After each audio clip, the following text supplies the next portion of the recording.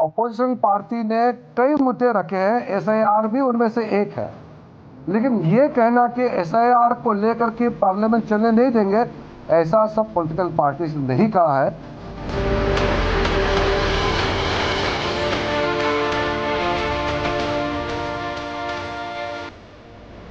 क्या लोकतंत्र खतरे में हो, लोकतंत्र की हत्या की जा रही हो, वोट चोरी नहीं अब तो डकैती हो रही हो, तो वो मुद्दा उठेगा।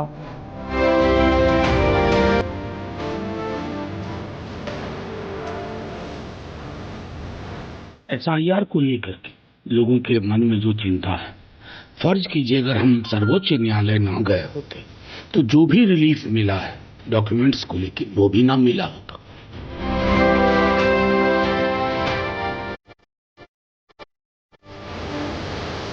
जो देश में एसआईआर का मुद्दा है, वोट चोरी का मुद्दा है, भ्रष्टाचार जो महाराष्ट्र में लगातार उजागर हो रहा है उसका मुद्दा है, गवर्नेंस का मुद्दा है, उसे ध्यान भटकाकर वही tried tested tool kit formula जो है विवाद करो और उसका राजनीतिक फायदा उठाओ, वो हो रहा।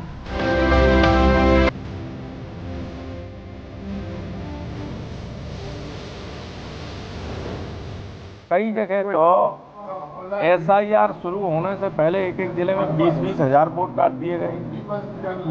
गंभीर अनियमितता है, लोग आत्महत्या कर रहे हैं।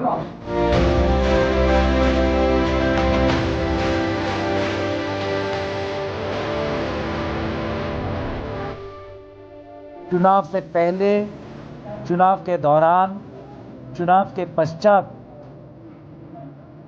जिस प्रकार से राजनीतिक पक्षपात रख रही है, तो क्या भारत में चुनावी प्रक्रिया संवैधानिक रूप से चलेगी?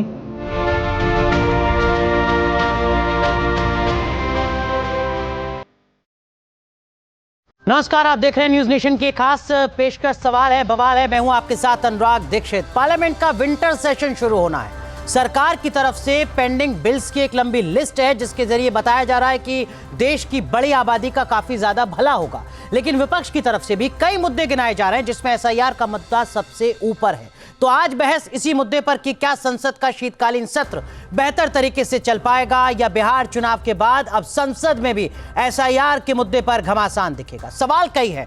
अवैध वोटों की छटाई, इसीलिए क्या एसआईआर पर सियासी लड़ाई हो रही है? वोटर लिस्ट का रिवीजन, विपक्ष को क्यों है टेंशन? अवैध वोटर्स की जांच, किसके सियासी मंसूबों पर आज? और क्या संसद चल पाएगी या फिर एसआईआर की भेंट चढ़ जाएगी? ये कुछ बुनियादी सवाल हैं जिनका जवाब तलाशने की कोशिश करेंगे। हमारे साथ एक खास पैनल जुड़ रहा है। ऋषभ तिवारी साहब जुड़ रहे हैं, आप प्रवक्ता है भारतीय जनता पार्टी के। समाजवादी पार्टी के प्रवक्ता प्रोफेसर भुवन जोशी हमारे साथ जुड़ रहे हैं। प्रियंका गुप्ता जी हमारे साथ जुड़ रही हैं, आप कांग्रेस पार्टी की प्रवक्ता हैं। और श्वेता प्रिया जी हमारे साथ जुड़ रही हैं, आप प्रवक्ता हैं जेडीयू की। प्रियंका गुप्ता जी, सबसे पहले आपसे सवाल, क्योंकि पार्लियामेंट का मतलब ही अपोजिशन का पार्टिसिपेशन है डेमोक्रेसी में। क्या ये मानकर चला जाए कि एसआईआर वो मुद्दा है जो इस संसद के सत्र में सबसे ज्यादा गरबाने वाला है विपक्ष की तरफ से? क्योंकि एसआईआर एक ऐसा मुद्दा है जो लोकतंत्र के लिए बहुत जरूरी है। एसआईआर प्रक्रिया जिस तरीके से समय सीमा दी गई और उसके बाद समय सीमा बढ़ाई गई, उससे साफ पता चलता है कि पूरी प्लानिंग के साथ ये काम नहीं किया गया। जो समय सीमा डिसाइड की गई वो इम्प्रैक्टिकल है। 12 राज्यों में लगातार एक साथ जिस तरीके से एसआईआर प्रक्रिया हो रही है, उसमें बीएलओ की जो मौत हो रही है, लगभग 30 बीएलओ की मौत हो चुकी है। आज उत्तर प्रदेश में एक बीएलओ की मौत हुई जिस पर उन्होंने अपना पूरा एक लेटर लिखकर जो है आत्महत्या की है, और मुझे लगता है कि वो काफी दर्दनाक है और काफी जो है संवेदना से भरा हुआ है। पर उसके बावजूद भी इलेक्शन कमीशन किसी तरीके से हिलने और डुलने वाला नहीं है जी। सर्वेश सिंह का जो लेटर है वो बताता है कि किस तरीके से वो पूरी तरीके से डरे हुए महसूस कर रहे हैं, पूरी तरीके से उनके ऊपर दबाव है, और इन सारी चीजों के रहते उनकी 2 छोटी छोटी बल्कि 4 छोटे छोटे बच्चे हैं जिसमें 2 बीमार भी चल रहे थे। इन सारे दबाव को ना झेलते हुए एक और बीएलओ मृत है। ठीक है, तो जवाब देना पड़ेगा इलेक्शन कमीशन को कि इन मौतों का जिम्मेदार कौन है। क्या ये प्रक्रिया और लंबी नहीं की जा सकती थी? क्या ये प्रक्रिया इतनी जल्दबाजी में करने की क्या जरूरत है? कौन सा इलेक्शन जो है अभी उत्तर प्रदेश में ड्यू? ठीक है। मुझे लग रहा है कि 2027 तक हमारे पास अच्छा खासा समय है। अगर हम उस समय को देखें तो हमारे पास समय से पॉइंट काम टेकन कर सकते प्रियंका हैं। गुप्ता। ऋषभ तिवारी, सही है। बिहार विधानसभा चुनाव से पहले जो मुद्दा एसआईआर का सामने आया, जिस पर पूरा सियासी घमासान मचा, अब पार्लियामेंट के विंटर सेशन में भी वही एसआईआर आपकी मुश्किलें बढ़ाने जा रही है। जी मेरी आवाज आ रही है सर? जी बोलिए। देखिए, हमारी मुश्किलें कुछ नहीं बढ़ने वाली, क्योंकि हमारी मुश्किलें इसलिए नहीं बढ़ने वाली क्योंकि इनके सारे आरोप और इनके सारे प्रोपेगेंडे जनता ने बिहार चुनाव में फेल कर दिया। अगर इतना ही गड़बड़ भारतीय जनता पार्टी की सरकार ने किया रहता, अगर इतना ही अनसीरियस रूप से इलेक्शन कमीशन काम किया रहता, तो 7 दिन का सर एक टेक्निकली ड्यूरेशन होता है।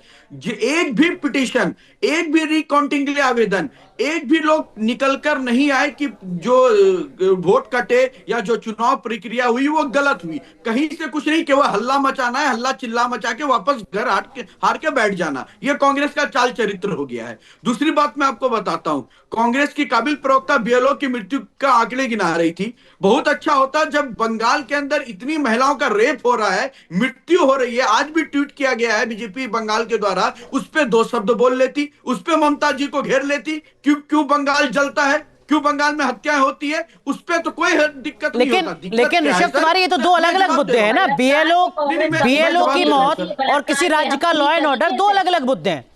नहीं सर, मैं आपको जवाब दे रहा हूं। विषयांतर नहीं होते। मौका दीजिए। मौत, एक सेकंड प्रियंका।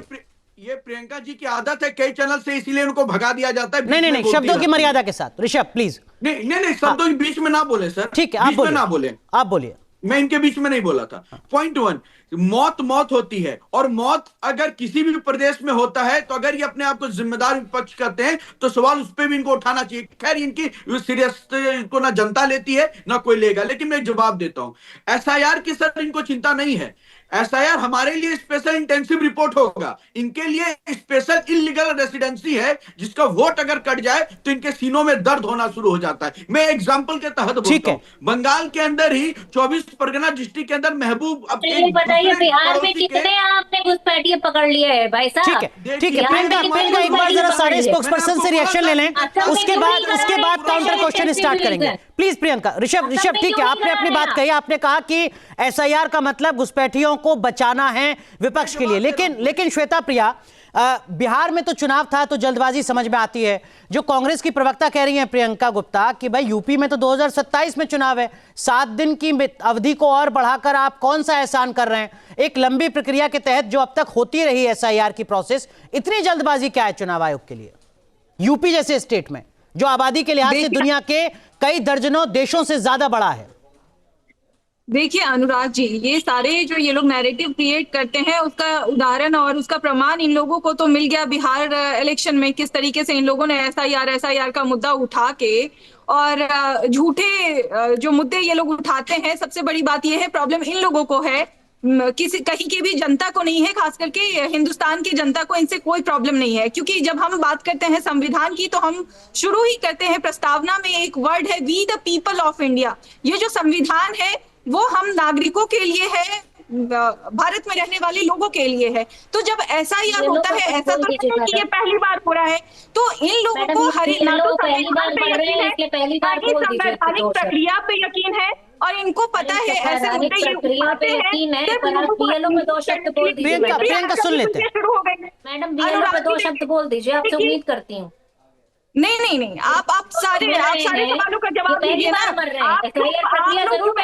प्रक्रिया में बात करते हैं, लोगों को संवैधानिक भारतीय जनता पार्टी की भी बनती है, क्योंकि यहाँ लोग संस्थान के बैठ सकते हैं। पहले तो आप इसके बारे में बात करिए, ठीक है? वहीं से शुरू होता है। आर्टिकल 324 पढ़िए, ये इलेक्टोरल रोल्स को रिफॉर्म करने का या उसका जो भी उसको बनाने का अधिकार इलेक्शन कमीशन के पास है, और स्टेट गवर्नमेंट की ये रिस्पॉन्सिबिलिटी है। जहाँ भक्ति है हर शब्द में, कथाओं में छुपे हैं दिव्य रहस्य, और ज्योतिष देता है जीवन को दिशा। धर्म से जुड़ी हर बातों को जानने के लिए हमारे चैनल स्तुति को सब्सक्राइब करें। चैनल पर जाने के लिए इस लिंक पर क्लिक करें।